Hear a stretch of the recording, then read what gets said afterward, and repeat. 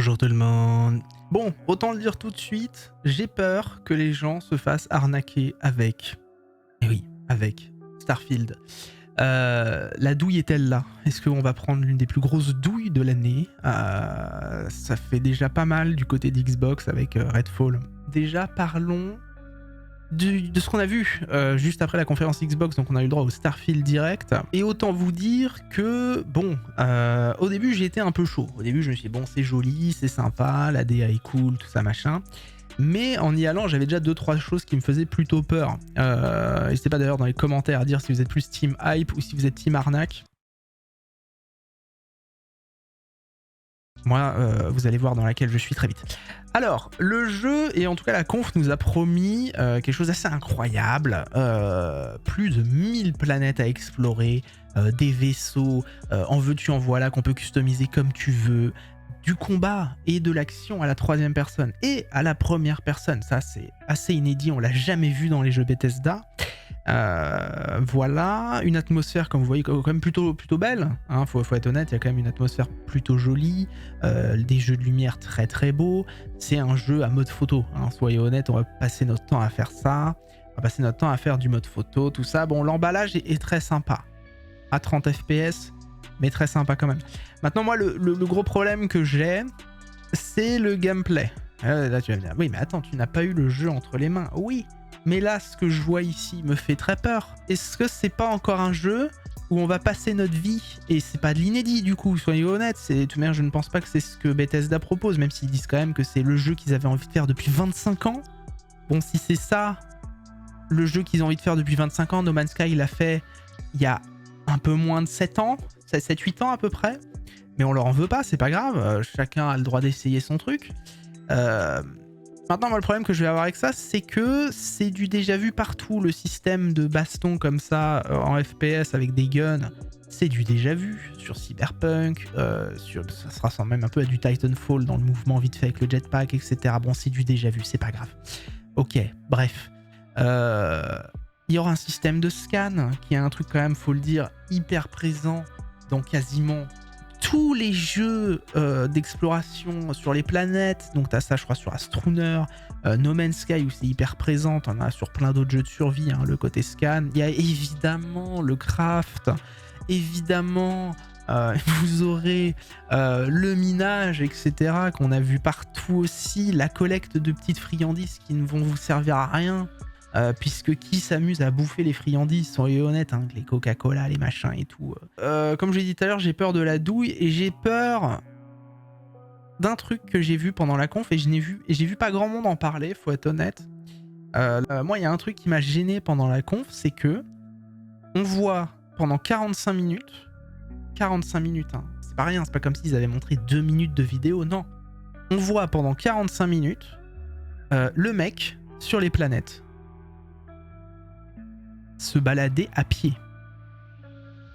Donc, on rectifie, on le redit, le mec sur une planète, donc la map fait la taille d'une planète, hein, on n'est pas sur une mini planète, donc on voit quand même le mec se balader à pied sur une planète, et pas une fois prendre un véhicule, dans un jeu d'exploration spatiale. Pas que, des explorations de planètes, etc. Où est la vie sur Terre, blablabla, tout ce que tu veux. Pas une fois, on voit le mec se balader autrement qu'à pied quand il est sur une planète. Dans un gameplay de 45 minutes. Et pas une fois, il ne parle de véhicule. Moi, j'ai peur, sachant que, autre douille également, les transitions entre la planète et l'espace ne sont pas seamless, comme dans Star Citizen ou comme dans No Man's Sky, ce qui est une honte absolue pour un jeu de 2023, surtout pour un gros studio comme Bethesda et avec Microsoft derrière aussi, depuis qu'ils les ont rachetés, c'est quand même assez honteux, je trouve. En plus du 30 fps, mais ça, n'en parlons pas, de toute manière, ça sert pas à grand chose, puisque les gens ne sont pas prêts à avoir ce débat que sur un FPS, un jeu en FPS, en tout cas, même si tu peux y jouer à la troisième personne, tu t'attends pas à avoir 30 fps quand même, faut être honnête. Après la configuration minimale de ce qu'ils ont sorti a l'air plutôt correct. Je pense pas qu'il y aura besoin d'une machine de guerre pour le faire tourner sur PC. Après en 4K 30 fps, faudra voir. Je pense qu'on aura des mods en veux-tu en voilà pour débloquer le 60 fps. Mais bref, ne se baladons pas trop dans d'autres trucs. Mais donc voilà, pas une fois on voit le gars se balader en véhicule, pas une fois on le voit traverser un endroit autrement qu'à pied. Donc c'est-à-dire qu'imaginons par exemple tu drops sur une planète à tel endroit, tu te dis tiens il y a une montagne au bout là-bas, ou il y a une ville, ou il y a quelque chose, j'ai envie d'y aller. Bon bah tu vas y aller à Panar. Et moi j'imagine le truc, vu qu'il n'y a pas de transition seamless entre la planète et le vaisseau, moi je pense que pour aller dans certains endroits de la planète, on va devoir s'y TP. C'est-à-dire soit y aller en fast travel, soit sortir de la planète en vaisseau et y retourner à un autre endroit où on a envie d'atterrir. Je pense qu'il y aura plusieurs points d'atterrissage sur une planète. Voilà. Donc imaginons par exemple je drop loin d'une montagne et j'ai envie d'aller au-delà de la montagne, même plus loin. Imagine le temps que ça va prendre à pied si la map a fait la taille d'une planète. Et pas une fois, hein, on a vu les mecs prendre le vaisseau et partir en vaisseau dans la planète, c'est-à-dire conduire dans la planète en vaisseau. Donc pas une fois on voit le mec partir en vaisseau de la planète et se balader sur la planète en vaisseau, ça n'existe pas. Le mec rentre dans le vaisseau, temps de chargement, il se barre, hop, il est dans l'espace, il est parti pour aller sur une autre planète. Je trouve ça... Moi ça me fait peur. Je sais pas pour vous dans les commentaires, mais quand t'as une collector d'un jeu à 300 balles, parce qu'il y a une montre dedans, moi j'ai peur, si tu veux, de me dire que là je suis en train de tomber sur un jeu d'exploration spatiale où la seule possibilité de se balader sur une planète c'est à pied.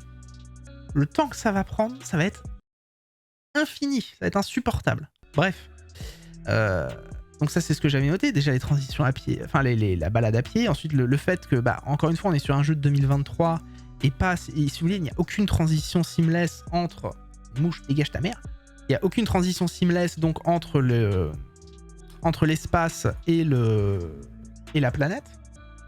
Donc ça c'est problématique aussi, parce que d'autres jeux comme No Man's Sky le proposent, d'autres jeux comme Star Citizen le proposent, plein de jeux le proposent, et le plus gros jeu ever d'Ubisoft et de Bethesda ne le propose pas. Encore une fois, ça me pose un problème. Je me vois mal payer 300 balles pour ça. Ensuite, parlons du truc qui me gêne le plus.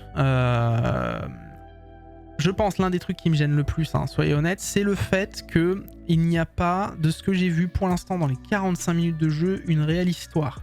C'est-à-dire que la seule histoire que les gars ont l'air de se poser, c'est où on va, est-ce qu'il y a d'autres traces, est-ce qu'il y a quelque chose de plus grand que nous, quelle est la naissance de l'humanité, j'imagine, ou une connerie comme ça. Bon. On verra. Après, soyez honnêtes, les jeux Bethesda m'ont jamais transcendé par leur histoire, plus par leur ambiance. Quand je fais Fallout New Vegas ou Fallout 3, c'est pas l'histoire qui me transcende, c'est plus l'ambiance, ce que je vis dedans, etc. Machin. Donc si c'est réussi sur Starfield, ça peut être canon, il n'y a pas de problème. Et en vrai, de ce qu'on a vu, il y a l'air d'avoir plein d'ambiance, plein de trucs, les musiques sont sympas, les balades ont l'air cool, les planètes ont l'air assez riches, etc. Des planètes qui nous ont montré en tout cas avec des villes, comme on peut voir ici, là il y a des villes, là ils ont montré quelques villes, donc Aquila City, donc une ville un peu Red Dead, une ville un peu cyberpunk, et une ville un peu moderne, futuriste, un peu comme on peut voir par exemple dans Star Citizen, beaucoup. Donc voilà.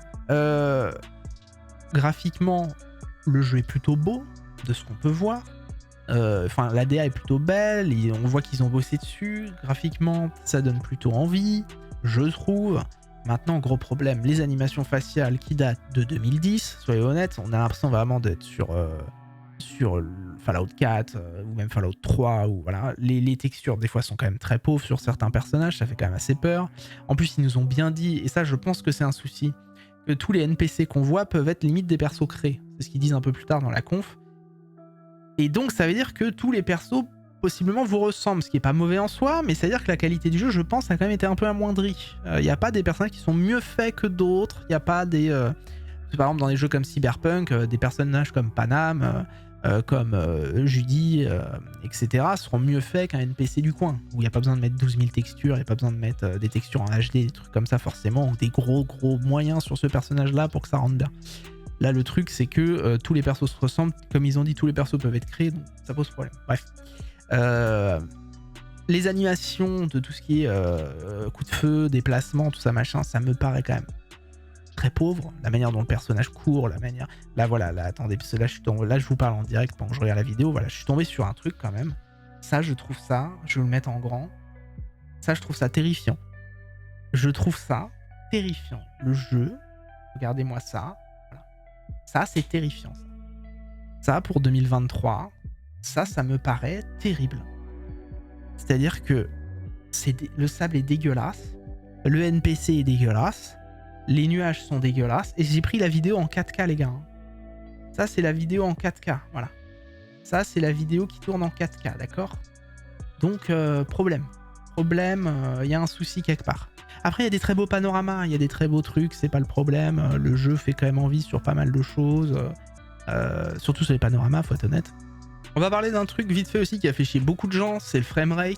J'en ai vu plein en parler. J'ai juste envie d'en parler un petit peu encore là tout de suite, même si j'en ai déjà parlé un peu avant. 30 FPS donc sur Xbox Series X, donc la meilleure console possible, et sur Xbox Series S, donc la moins bonne. Sachant que c'est une exclusivité Xbox, il sortira également sur PC. On n'a pas eu de nouvelles de la version PC, on ne sait pas à combien tournera la version PC. Sur console, il tournera en 2K. Donc pas 4K, 2K. Donc si vous avez une télé 4K, ce sera en plus du upscaling. Pardon. Donc le jeu sera même peut-être moins beau en 4K qu'en 2K. Si vous pouvez y jouer sur un écran 2K, allez-y. Mais voilà. Et donc 30 FPS, c'est ce qu'ils ont visé. Ils t'expliquent ça en te disant c'est leur plus grand jeu ever. Ils veulent pas... Comment dire? Ils veulent pas faire, si vous voulez, un jeu qui bug graphiquement, tout ça, machin. Je pense qu'ils veulent essayer d'apprendre de leurs erreurs sur les Fallout, surtout le dernier, sur Fallout 76, hein, voilà. Bethesda, le problème, c'est qu'on connaît, quoi. Bethesda, le souci, c'est qu'ils ont beau nous dire qu'ils font ça pour que le jeu soit stable, tout ça. Le gros souci de Bethesda, c'est quand même les bugs, ils sont connus pour ça, faut être honnête, c'est dégueulasse la plupart du temps. On leur en veut pas, c'est pas grave, mais quand vous nous faites payer un jeu, je ne sais pas combien, 70-80 balles, pour avoir des moustaches, frérot, qui ressemblent à ça, bon... C'est problématique, soyons honnêtes. Je trouve ça problématique, voilà. D'avoir des moustaches comme ça, c'est quand même chaud, quoi. D'avoir une création de personnage. Ok, la création de personnage, on l'a déjà vu, mais frérot, regarde-moi ça. Regarde-moi ça, c'est terrible. C'est terrible, c'est le plus gros jeu de Bethesda. C'est le plus gros jeu de Bethesda. Et on va bien, oui, mais tu t'arrêtes au graphisme, si le gameplay, il est bien. Les gars, soyez honnêtes, parlons 2 secondes. Le gameplay, ça va être de miner des trucs. Ça va être pour les farm boys intensifs, ce gameplay. Voilà pour qui ça va être. Et c'est pas grave. Vous avez le droit d'aimer ça. Mais vous l'avez déjà dans No Man's Sky, c'est moins cher et il y a plein de DLC, en fait. Moi, le gros souci que j'ai, là, c'est que j'arrête pas de voir des gens sur Twitter. Vous allez me dire, c'est Twitter. Et en vrai, on s'en bat les couilles de Twitter. Soyez honnêtes, Twitter, on en a rien à foutre. Mais bref.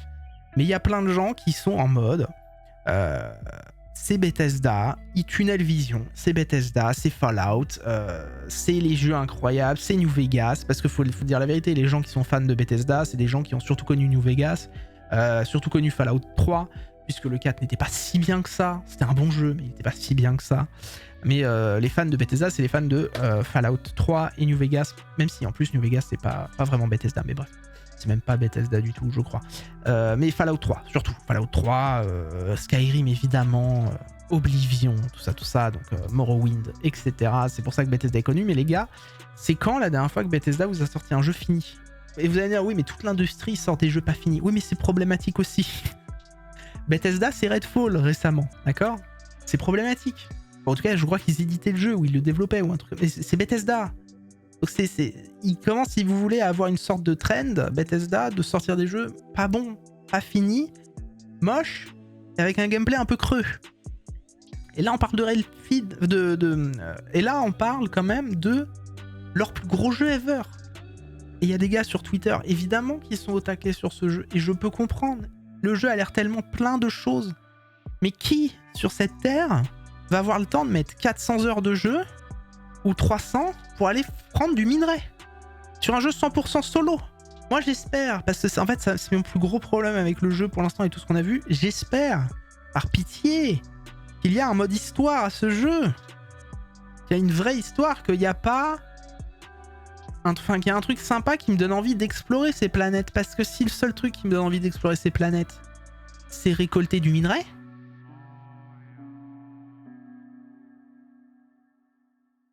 voilà. Comment dire? Et je pense que c'est au niveau de l'attente que j'avais, même si j'en avais pas une très grande comparé à plein de gens qui ont une hype absolue. Mais je pense que je suis déçu de ce qu'ils nous ont montré parce que je trouve que c'est des trucs... En fait, j'ai l'impression qu'ils ont fait un mix de plein de trucs qu'on connaît, surtout du No Man's Sky, en moins bien que Star Citizen, en moins bien que No Man's Sky. Ils ont montré que tu pourrais jouer un peu à la Deus Ex en phase d'infiltration, tout ça, avec des armes différentes, avec des couteaux, avec des trucs qui sont contents de nous dire qu'on pourra jouer différemment au jeu. Donc waouh, le gameplay, ça va être assez inédit, tu pourras faire des trucs différents, tout ça. Ok, cool. Mais en vrai, moi je trouve vraiment que c'est un pot pourri, comme on dit. C'est pas une insulte, mais c'est pas grave. Mais c'est un pot pourri de plein de trucs qu'on a vu dans plein de jeux vidéo différents.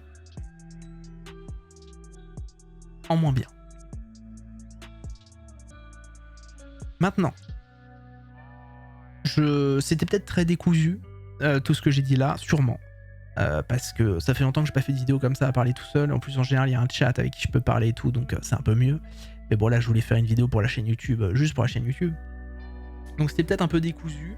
Vous allez peut-être m'insulter dans les commentaires, t'as pas compris le jeu. T'as pas compris. Et vous pourrez me dire ce que vous voulez. J'ai peut-être pas compris le jeu, et c'est pas grave. Oui, le chat. C'est pas grave, j'ai le droit de pas avoir compris le jeu, ça fait rien. D'accord? Oui, le chat. Qu'est-ce qu'il y a, le chat? Voilà. Et c'est pas grave, j'ai le droit de pas avoir compris pour vous le jeu, d'accord? J'ai le droit de pas aimer le jeu selon vous, ok? Mais, est-ce que j'ai le droit de vivre? Est-ce que j'ai le droit d'avoir mon avis? Parce que je vois des gens tomber sur tout le monde sur Twitter. Oh, trop beau. Je te pose le chat, je te pose. Donc je vois des gens tomber sur d'autres gens sur Twitter parce qu'ils sont pas d'accord avec vous et qu'ils sont moins hypés par le jeu. Bon bah dites-moi dans les commentaires pourquoi j'ai des raisons d'être hypé sur ce jeu, qu'est-ce qu'il y a de nouveau? Allez-y, dites-moi si le truc seamless, si aller dans l'espace avec des temps de chargement, c'est cool. Dites-moi si les combats spatiaux vont être bien, mieux que Star Citizen ou mieux que No Man's Sky par exemple. Dites-le moi. Moi j'ai peur pour un truc, c'est qu'il y a le solo de Star Citizen qui arrive aussi. Dans 1 million d'années. Et qu'est-ce qui va se passer quand ça sortira? Bon, enfin, j'espère vraiment que mes peurs seront, j'espère être rassuré. J'espère que mes peurs seront écoutées. Voilà, j'espère vraiment qu'on va pas se manger une douille. Après, soyons honnêtes, puisque c'est important de l'être. Le jeu sera disponible sur le Game Pass. Donc pour 1 euro, 9 euros, allez, vous pourrez y jouer. C'est pas grave, d'accord, c'est pas comme si, voilà. Mais moi, je plains les gens qui vont mettre 300 balles dans le jeu et qui vont essayer de se convaincre qu'ils se sont pas fait douiller. Voilà. Et c'est bien, et tant mieux, vous avez raison de vivre dans une illusion et de vous dire que vous n'êtes pas fait douiller, mais 300 balles pour une montre et un jeu qui est une sorte de pot pourri de plein de jeux différents avec le logo Bethesda dessus et hop, on passe ça dans une boîte et puis c'est parti. Moi, ça me fait peur. Ça me fait peur pour les gens qui vont se faire douiller comme d'hab. Et j'ai hâte de tomber sur plein de vidéos de gens qui vont dire je me suis fait douiller par Bethesda, plus jamais, qui rachèteront évidemment Elder Scrolls 6. Voilà. Maintenant, point positif, pour terminer tout ça, pour les gens qui l'attendaient, maintenant qu'ils en ont fini avec Starfield, on aura peut-être enfin des nouvelles de The Elder Scrolls 6. On verra, d'accord? Soyez patients. Bref, c'était important que je vous en parle, pour moi. On se reverra pour d'autres vidéos très vite. J'en ai sur Assassin's Creed qui arrive, très déçu. On va en parler plus tard. Et je vous fais à tous de gros bisous. À bientôt tout le monde. Allez, ciao. Et quand même.